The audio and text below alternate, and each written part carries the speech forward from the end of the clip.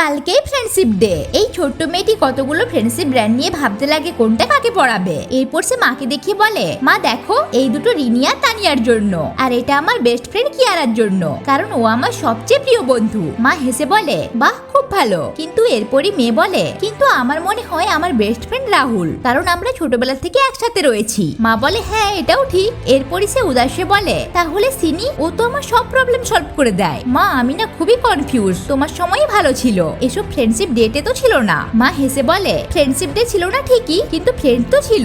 মেয়ে বলে, ছিল মানে এখন নেই? মা হেসে বলে, বিয়ের পর সবকিছু পাল্টে গিয়েছে, এখন তো দুই ভাই বোনই আমার দুনিয়া। মেয়ে উদাস হয়ে বলে, তুমি ওদের মিস করো না? মা বলে, প্রথমে করতাম, কিন্তু এখন তোর ফরমাইশ থেকে সময় পেলে তো। এই বলে মা হাসতে লাগে। পরের দিন সকালে মা মেয়েকে জিজ্ঞেস করে, তাহলে বেস্ট ফ্রেন্ডের কনফিউশন দূর হলো? মেয়ে হেসে বলে, আচ্ছা মা, একটা কথা বলো তো, বেস্ট ফ্রেন্ড তো সেই হয় যে তোমার জন্য মাঝরাতেও অ্যাভেলেবেল থাকবে। মা হ্যাঁ বলে। মেয়ে বলে, যে তোমার সব কথা মন দিয়ে শুনবে, যেখানে তোমার সব সিক্রেট সেফ থাকবে। মা বলে, কিন্তু এত কিছু কোয়ালিটি একটা বন্ধুর মধ্যে পাওয়া কিন্তু মুশকিল। মেয়ে বলে, মুশকিল কিন্তু অসম্ভব নয়, আমার এক বন্ধুর মধ্যেই সবগুলো কোয়ালিটি রয়েছে। মা বলে, কে শুনি? মেয়ে বলে, তুমি মা। এই বলে সে মাকে জড়িয়ে ধরে আর বলে, আমি বুঝতেই পারিনি মা, যে তুমি কবে মা থেকে আমার বন্ধু হয়ে উঠেছো। শুধু বন্ধু নয়, আমার বেস্ট ফ্রেন্ড। এটা শুনে মা খুবই ইমোশনাল হয়ে যায়। তো বন্ধুরা, এই মিষ্টি মা মেয়ের জন্য মন থেকে একটা লাইক অবশ্যই করবেন।